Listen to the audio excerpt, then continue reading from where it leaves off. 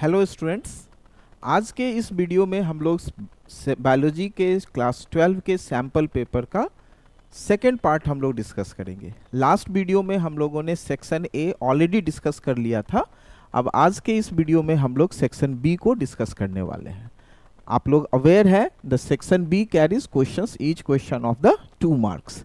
इस 2 marks question को अगर हम देखें, जो मेरा ऑब्जर्वेशन इधर रिसेंट डेज में सीबीएसई के क्वेश्चंस को लेकर है, तो हम लोग ये ऑब्जर्व कर रहे हैं कि क्वेश्चंस की जो क्वालिटी है वो ज़्यादा से ज़्यादा कॉन्सेप्ट बेस्ड हो गया है। अगर आप आज के समय बायोलॉजी के क्वेश्चंस को, सीबीएसई के क्वेश्चंस को भी देख रहे होंगे, तो वो डायरेक्ट इंफॉर्मेशन बेस्ड क्वेश्चंस बहुत ही कम आ रहे हैं। मोस्ट ऑफ द क्वेश्चंस यहाँ पर कंसेप्ट बेस्ड आ रहे हैं, जो एक तरह का हमारे एजुकेशन को, स्कूल एजुकेशन को कॉम्पिटिटिव एजुकेशन के इक्विवेलेंट करने का एक स्टेप है जो गवर्नमेंट कर रही है। तो अब हम लोग अपने सब्जेक्ट पर आते हैं। क्वेश्चन नंबर 16 तक हमारा सेक्शन ए था। Now we are coming to question number 17। इस 17 नंबर क्वेश्चन में हम लोग देखें तो during artificial hybridization it is important to ensure that only desired pollen grains are used for pollination. How it is ensured? It's a very simple step. आपने पढ़ा होगा emasculation.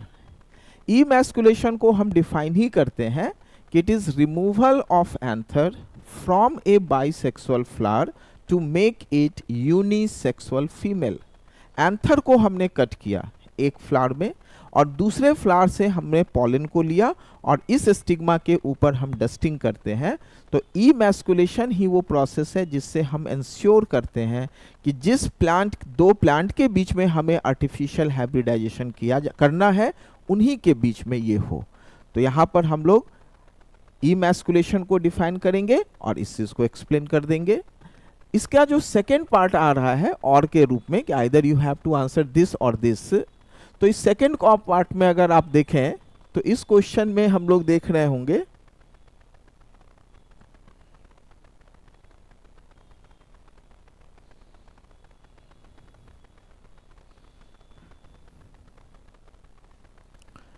why is manual transfer of desired pollen grains relatively easy in pea plants for hybridization, but in wheat pollen grains are often utilized from pollen banks for hybridization purpose? इस question का answer में 2 reason है। First ये है कि P plant में हम लोग देखते हैं कि फ्लावर्स आर बाइसेक्सुअल। बाइसेक्सुअल होने के कारण हम लोग एक प्लांट के फ्लावर का इमैस्कुलेशन करेंगे जो फीमेल फ्लावर के रूप में ट्रीट होगा, और दूसरे प्लांट से हम लोग उसका पॉलन आइसोलेट करेंगे और इसका हम डस्टिंग करेंगे स्टिग्मा पे। लेकिन अगर हम व्हीट के केस में देख रहे हैं तो यहाँ पे सबसे इंपॉर्टेंट तो ये है कि जो फ्लावर्स हम लोग देखते हैं इट इज जनरली यूनिसेक्सुअल। इसके साथ साथ जो पॉलन है वो एक्सपोज्ड है। तो यहाँ पर एनिमोफिली शो होता है, मीन्स पॉलन आर ट्रांसफर्ड और it is spread by wind. तो यूनिसेक्सुअल होना और साथ ही साथ पॉलन के स्प्रेड होने के कारण we have to collect pollen from the pollen bank and then it has to be dusted on the female plant, female flower. उसके स्टिग्मा पर हम ये डस्टिंग करेंगे। तो इस 2 पॉइंट को हमें यहाँ पर कंसिडर करना है और इसके बेसिस पर हमें आंसर करना है। क्वेश्चन नंबर 18 को हम लोग देखें तो 18 नंबर क्वेश्चन में ये रिलेटेड है लैक ओपेरॉन। आपने पढ़ा होगा। उस लैक ओपेरॉन में जब आप पढ़ते हैं इस पूरे ओपेरॉन सिस्टम को, तो ऑपरेटर के ठीक बगल में आपको एक प्रोमोटर रीजन मिलता है। Promoter is the site for binding of RNA polymerase. लेकिन वो आरएनए पॉलीमरेज बाइंड करेगा या नहीं करेगा, that is decided by operator. Operator क्या है? स्विच के रूप में है। ऑपरेटर काम करेगा या नहीं, it is decided by the repressor. अगर रिप्रेसर बाइंड कर गया ऑपरेटर से तो स्विच विल बी ऑफ और उस कंडीशन में ये काम नहीं करेगा। अगर रिप्रेसर नहीं बाइंड किया या उसके साथ साथ हम देखें कि if there is presence of activator, तो उस कंडीशन में ऑपरेटर स्विच ऑन होगा और यहाँ पर आरएनए पॉलीमरेज एक्ट कर पाएगा। तो आरएनए पॉलीमरेज उस प्रोमोटर साइट पर आकर ट्रांसक्रिप्शन शुरू करता है या नहीं करता है, it is decided by the presence of activator and repressor. Now we come to question number 19. इस क्वेश्चन में देखिए तो यहाँ पर एक हाइपोथेटिकल ब्लड रिपोर्ट को रखा गया है, ठीक है, किसी एक पर्सन का एक हाइपोथेटिकल ब्लड रिपोर्ट को रखा गया है। इस ब्लड रिपोर्ट में इसके डिफरेंट पैरामीटर्स को यूज कर रहे हैं।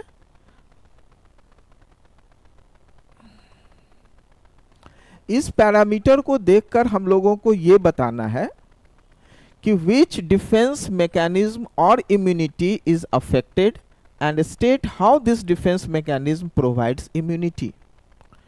तो आप इसके जितने सारे पैरामीटर को देख रहे हो, उस पैरामीटर में अगर आप देखें तो यहाँ पर ओवरऑल अगर जब हम ऑब्जर्व कर रहे हैं तो ल्यूकोसाइट्स का जो टोटल ल्यूकोसाइट काउंट है वो भी कम है, टोटल WBC काउंट कम है। अगर हम उसके न्यूट्रोफिल्स को देखें तो ये एक कम है, लेकिन इसके साथ साथ हम अदर कुछ पैरामीटर्स को देख रहे हैं तो ये यहाँ पर नॉर्मल है, जैसे लिम्फोसाइट, बेसोफिल्स एंड इस्नोफिल्स, ये तीनों का तीनों हम लोग देख रहे हैं कि नॉर्मल रेंज में है, जबकि मोनोसाइट 0 है। हमारे पास यहाँ पर स्ट्राइकिंग कौन सा है, यही मोनोसाइट। क्यों इसको हम रख रहा हूँ स्ट्राइकिंग में? मोनोसाइट के बारे में आप जानते हो कि it is the largest WBC and it mainly works for phagocytosis. जो फॉरेन पार्टिकल है उसका फैगोसाइटोसिस करना, that is the function of monocyte. तो अगर मोनोसाइट का काउंट ही 0 है, यानी कि मोनोसाइट्स आर नॉट अवेलेबल, तो वो जो बाहर से कोई पैथोजन आया है उसका फैगोसाइटोसिस नहीं हो पाएगा। और जो पूरा फैगोसाइटोसिस का प्रोसेस है, ये अगर हम देखें तो ये एक तरह का इनेट इम्यूनिटी है, या हम कह सकते हैं नॉन स्पेसिफिक इम्यूनिटी है। तो actually in this case as monocyte count is 0, so in this case the non-specific immunity will be affected. Means what? As there will be no phagocytosis of foreign particle, और ये जो non-specific immunity है it is generally found to be innate. क्यों? क्योंकि ये by birth हमारे body में है और इसके थ्रू ही ये एक्ट कर रहा होता है। अब इसके साथ साथ हम लोग देख रहे हैं, name the barrier with least count and enumerate its role in providing immunity. अब इस पूरे में अगर हम देखें जो बैरियर है, इस बैरियर में आप देखोगे कि there are different types of barrier. Physical barriers भी हैं, केमिकल बैरियर्स भी हैं, एनाटॉमिकल बैरियर्स भी हैं। इसके साथ साथ हम लोग देखते हैं सेल के थ्रू भी बैरियर है। तो यहाँ पर ये जब हम मोनोसाइट को एक्सप्लेन कर रहे हैं, फैगोसाइटोसिस के प्रोसेस को देख रहे हैं, तो इसका मतलब है कि सेल के थ्रू जो यहाँ बैरियर होना था, सेल मेडिएटेड जो बैरियर था, that is not working properly. तो इस तरह से, लेकिन यहाँ कंफ्यूज नहीं होना है, सेल मेडिएटेड इम्यूनिटी पर नहीं लेकर जाना है। It is cell mediated barrier as there is 0 count for the monocyte, so monocytes are not available to work for phagocytosis.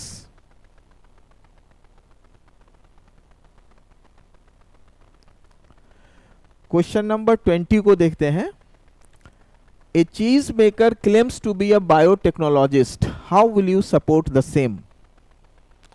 Biotechnology का बेसिक अगर आप मीनिंग देखेंगे तो बेसिक डेफिनेशन है बायोटेक्नोलॉजी का कि इट इज द मेथोडोलॉजी और technology in which we use one or more types of microbes for producing any product or organism desirous or important for the society, having some economic importance for the society.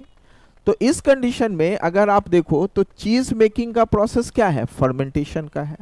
चीज making कौन कर रहा होता है, microbe करता है। हो सकता है कि ये माइक्रोब फंगस ग्रुप का हो, या हो सकता है कि ये बैक्टीरिया ग्रुप का हो। तो यहाँ पर चीज, डिफरेंट टाइप्स ऑफ चीज जो है वो डिफरेंट टाइप्स ऑफ माइक्रोब्स है, जो हम लोगों ने पढ़ा है माइक्रोब्स चैप्टर में।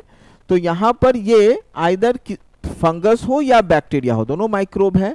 तो माइक्रोब का यूज किया गया है इसीलिए हम लोग इस प्रोसेस को कह सकते हैं कि the person who is making cheese is actually doing a biotechnology process, so definitely he is a biotechnologist. So I will support the statement that's yes he is a biotechnologist.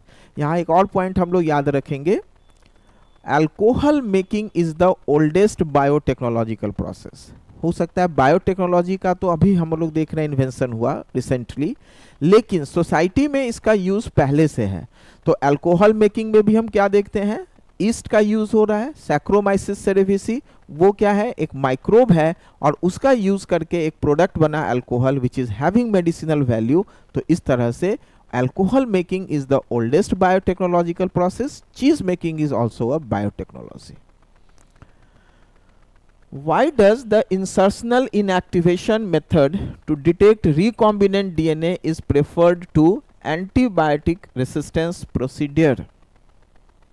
देखिए, किसी भी एक gene के add करने से उससे अगर हमें उसके इफेक्ट को समझना है तो बेस्ट मेथड क्या हो सकता है. इसको मैं बहुत एक सिंपल से एक कॉमन एग्जांपल लेकर बता रहा हूँ. हमें किसी भी चीज़ के इम्पोर्टेंस को समझना हो तो बेस्ट ये होता है कि हम उसके एब्सेंस में समझ पाते हैं कि उसकी क्या ज़रूरत है. उसके प्रेजेंस में हम नहीं समझ पाते कि उसकी ज़रूरत क्या है. जैसे कोई एक प्लांट ग्रो कर रहा है, उसके सॉइल से उसने कौन कौन से एलिमेंट ले रहे हैं ये पहले से एविडेंट नहीं है. तो कौन सा एलिमेंट इंपॉर्टेंट है ये पता करने के लिए हम क्या करते हैं, हम उसको हाइड्रोपोनिक्स में रखेंगे, किसी एक एलिमेंट के एब्सेंस में रखकर हम चेक करेंगे कि अब वो उसका ग्रोथ नॉर्मल हो रहा है या नहीं. मीन्स मैं ये कहना चाह रहा हूँ कि एब्सेंस में, किसी के एब्सेंस में हम बेटर डिटरमिन कर पाते हैं कि उसकी क्या ज़रूरत थी, उसका क्या सिग्निफिकेंस था. तो अगर हमें इंसर्शनल इनएक्टिवेशन को पता करना है तो इसके लिए बेस्ट मेथड ये है कि हम लोग माइक्रोब को ग्रो कराते हैं एंटीबायोटिक के मीडियम में. तो एक कंडीशन सपोज एम्पीसिलिन में हमने रखा, जितने बैक्टीरिया ग्रो किए वो बैक्टीरिया क्या है, एम्पीसिलिन रेसिस्टेंट. तुरंत अगर हमने उसको टेट्रासाइक्लिन में भी डाला, फिर जितने ग्रो कर पाए, तो हम लोग ये कह सकते हैं कि इसमें दोनों ही एंटीबायोटिक्स का रेसिस्टेंस है. तो इस तरह से जब भी हमें रिकॉम्बिनेंट को, मतलब जिसमें रेसिस्टेंट है और जो रेसिस्टेंट नहीं है, इसको अगर हमें डिटेक्ट करना है तो that can be done by keeping it in a certain medium having some specific type of antibiotics.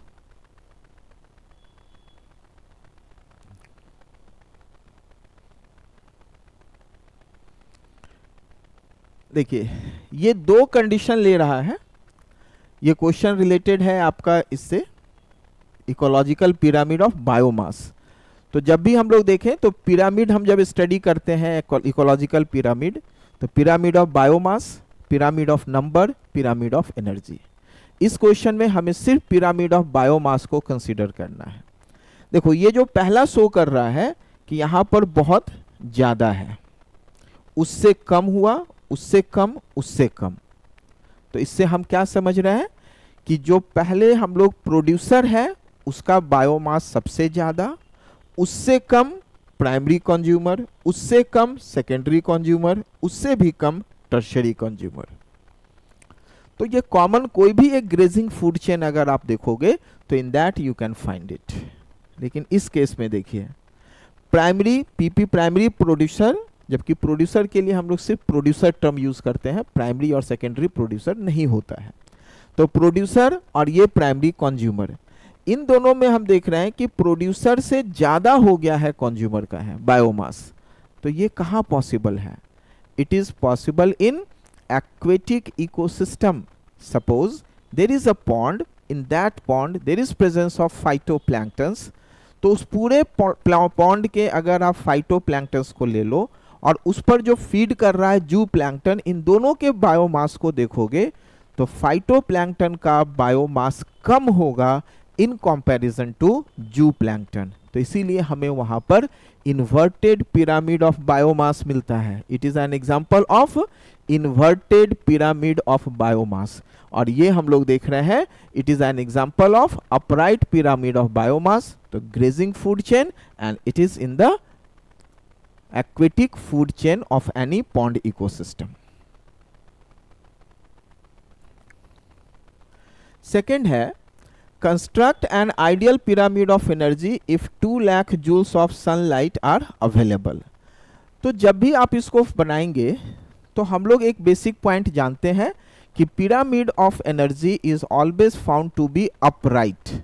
ये कभी भी इन्वर्टेड नहीं हो सकता because energy transfer can take place only from high to low. अब इसके साथ साथ आप 10% लॉ को भी जानते हो. तो अब अगर 10% लॉ को अगर हम देखें तो 2 लाख जूल अगर ये प्रोड्यूसर के लेवल पर है तो डेफिनेटली द प्राइमरी कंज्यूमर को अगर आप देखेंगे तो इसका सिर्फ 10% होगा, 90% विल बी लॉस्ट. तो 2 लाख उसके ऊपर वाले में कितना लिखना है हमें, सिर्फ 20,000. 20,000 के ऊपर में कितना लिखना है, जस्ट 2,000. तो अगर आप 3 ले लीजिए, कोई भी आप ले सकते हैं. सपोज आपने ग्रास लिया, डियर लिया और लायन लिया. तो ग्रास में ये हो गया 2 लाख जूल. उसके बाद अगर डियर में हम लोग देखेंगे दैट इज 20,000 जूल. उससे जो हम लोग डेवलप करके लायन या टाइगर में देखेंगे तो दैट इज 2,000. तो ये 10% लॉ भी फॉलो करवाना है और साथ ही साथ ये भी कंसीडर करना है कि pyramid of energy is always upright.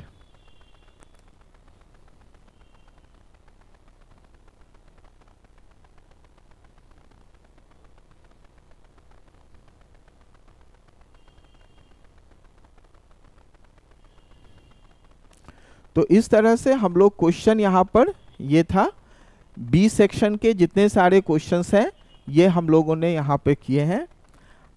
मैं इस तरह के वीडियो आगे भी अपलोड करता रहूँगा जिसमें हम लोग ये देख रहे होंगे कि जो नीट के previous year sample paper, previous sample paper for board, ये मैं अपलोड करता रहूँगा. If you have any other doubt also, that also you can ask me. The number is visible on screen, so you can just message. It's better to message, so please message your doubts and I'll be happy to answer your question. Thank you students, thank you very much.